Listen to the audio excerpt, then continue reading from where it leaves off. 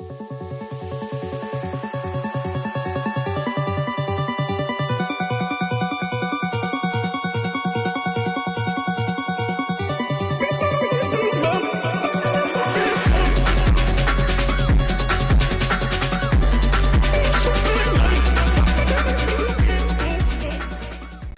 guys, welcome back to Thursday's video. Now, today's a special video for you. We're in the kitchen. And what reason is there to be in the kitchen? It's because today is a cooking video. We're going to jump straight into it. You're not going to see me in this video. It's all going to be panned on my hands, the cooking, and my protruding stomach. So, what are we making today? That is the question. Let's knock them out the way. We are making cookie cup pots, which are basically like, imagine a cookie bowl filled with some of the best things you can imagine.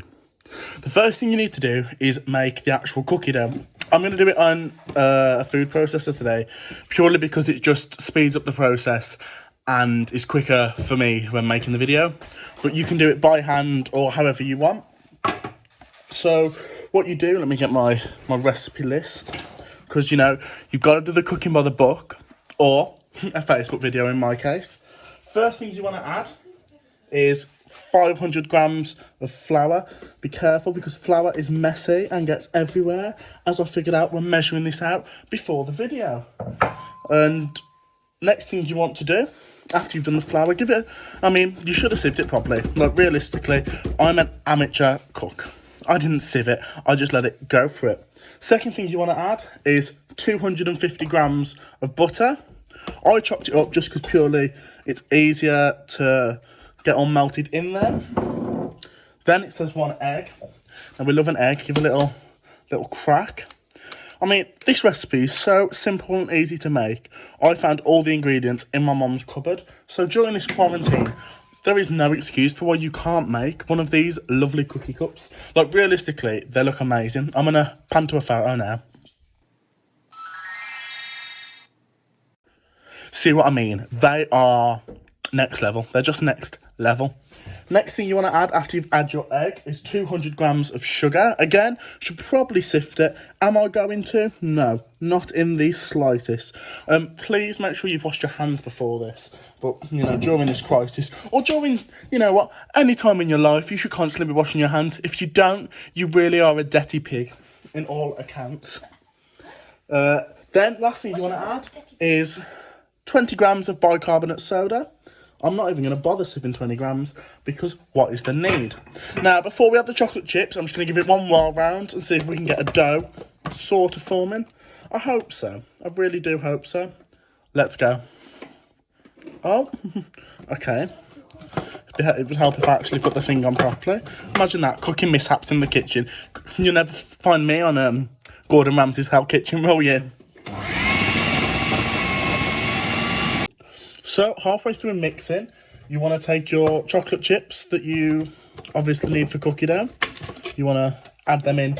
I let it go halfway through because I want you to just get that doughy consistency before we incorporated all these bits of chocolate.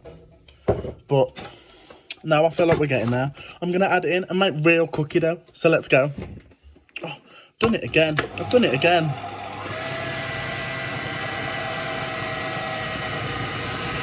Right, next thing you want to do once you've got your dough is you want to roll it out, because we need to get it in some condition to make it into this cup shape. So I get the dough out for you. Here's our dough. Now, really simply, just try and spoon your dough. Oh, the whole thing comes off. That's what we love. We'll get that out of the dough mixture within 2 seconds. So the dough should be quite thick, quite hard to get out actually. But if it's thick, you know it's going to be great dough. Realistically, thick with 2 C's is just what we need. However, I do think mine is thick with 7 C's today. Try and scrape as much dough as possible, because we're not in here to waste ingredients. If we have to start rationing soon, I want to know the flour my mum no longer has is put to good use. Now, the spinning cord did end up in here too, so somehow I'm gonna get this blade out. And again, if this happens to you, get all the dough off first, because we don't want to waste. Okay, realistically, bad choice. The dough's gonna go in the sink.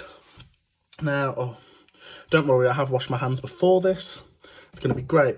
I layered my surface with flour so it doesn't stick. What you wanna do is get some more flour and put it all along your rolling pin.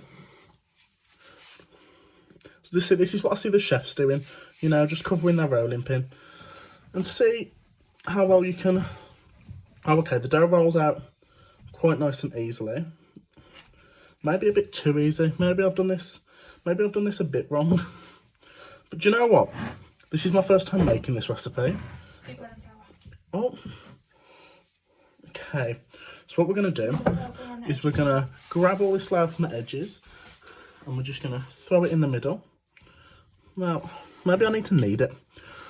Like that. I'm going to tell you this one. The Facebook video doesn't tell you about what to do here. It's just all of a sudden magically rolled out. And this, ladies and gentlemen, is why you shouldn't follow Facebook videos. Now what we're going to do, add some more flour. I'm going to cut back in a second once I've actually figured out what is going on. And there we go. There is the dough rolled out. It's all over my hands, but I've got it rolled out, so that's a start.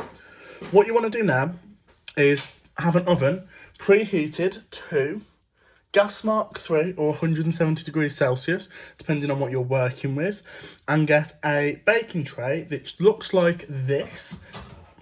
And my assistant hands it.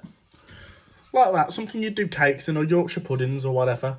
And line that with some greaseproof oil or whatever you've got to put the cookies in. Then we'll show you what to do. Just a quick little side note, make sure you save half of this batter so we can use it as a lid. Right, so now we've made the cookies, we've obviously got to put some fillings inside. We've gone for a choice of 3. So we're going to have, we've gone for munchies because just a little caramel inside might be fun and fresh. Just plain normal chocolate because that is, you know, just a gooey inside, that's just what you want. And we're also going to make our very own banoffee flavouring. I'm going to show you how to do that now. So what you want to do is bring a pan to the boil, say to the boil, it's not to a boil, and add fresh condensed milk. So add that all in there, nice and gloopy. Would help if I had a spoon. I say, I don't even know what I'm doing. That sounds like a lovely burning noise, but don't worry, that is meant to happen. In case you didn't know, I've got it all over the pan. So we're just going to turn it down a bit.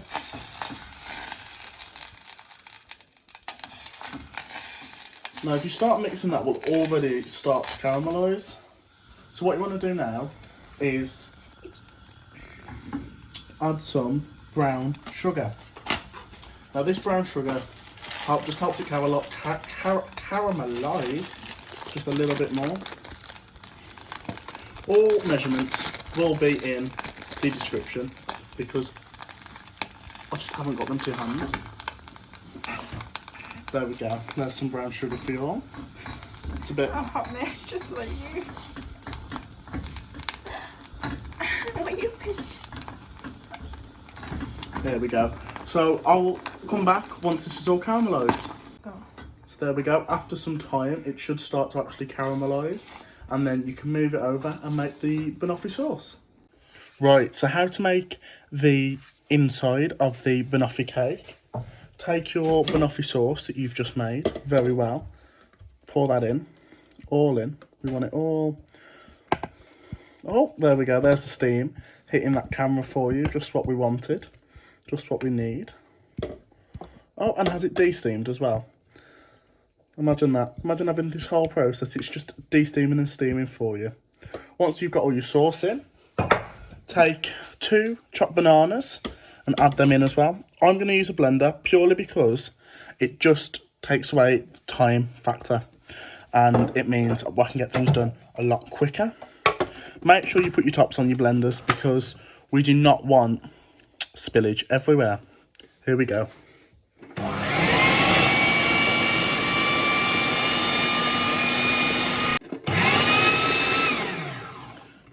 And there we go. That should be a delicious banoffee sauce ready to fill our cookie cups. So at this point, your kitchen is a bit of a mess, but oh well. What you want to do is grab just a handful of dough, roll it into a ball. That's what I've been doing. Put it in your pan that you've already grease-proofed. Didn't do for them before, I forgot, but oh well.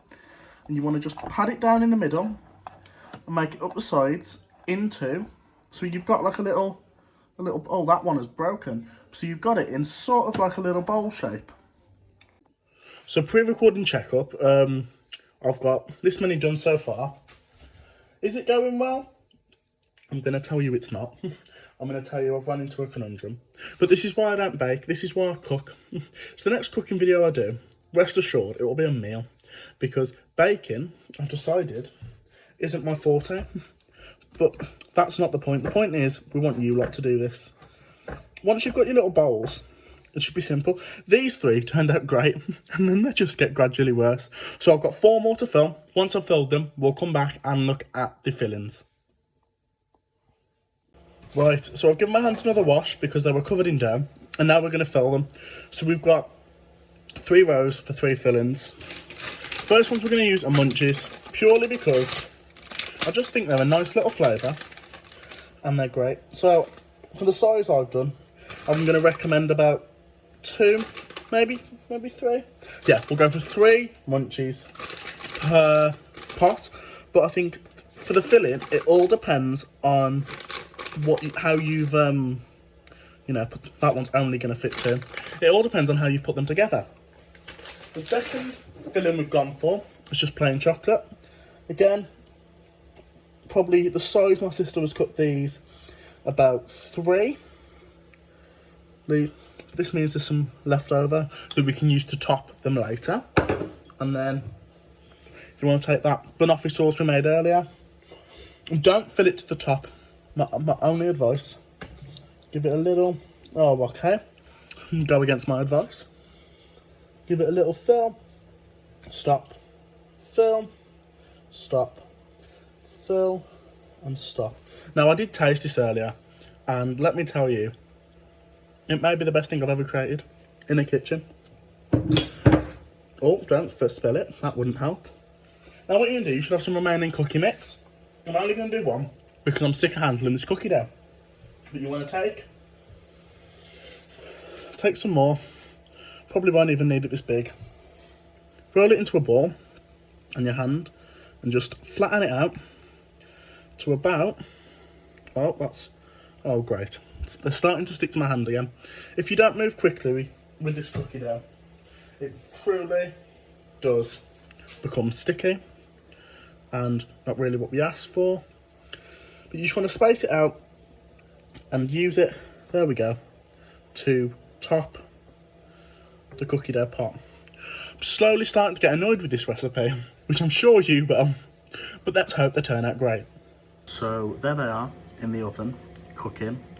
They've got to go in for about 20 minutes, so I'll come back then and we'll see how well they've turned out. I'm going to use this time now to clean up because my kitchen is a mess. And there we go. I mean, they don't even look that bad. Realistically, they look quite okay. Don't know why they're puffed up like muffins, but oh well. So here we go. Here is the final product. Just come out the oven. So as you can see, the Munchie ones have turned out okay. The chocolate ones have turned out okay. Now the banoffee ones haven't. They've exploded. But speaking to a pro cook, who's also my mother, we've decided that because it's a wet mixture inside, it was going to do that anyway. So I'm going to plate them up the best I can now and show you the final results.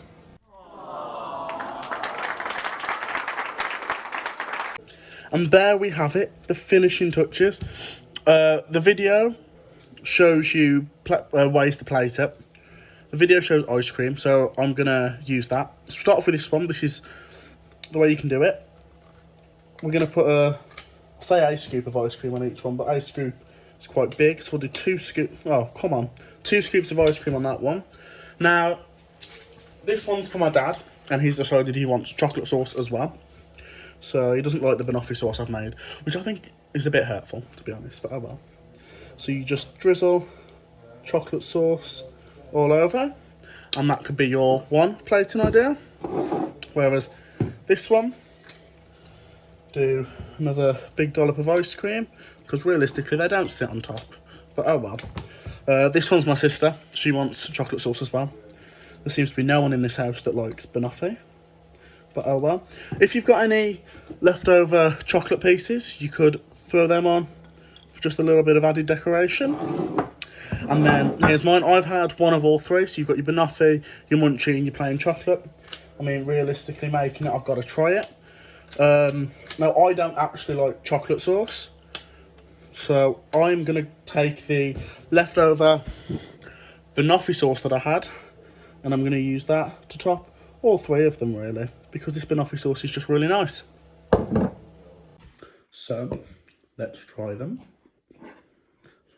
I mean, they don't even look that bad. They turned out quite well.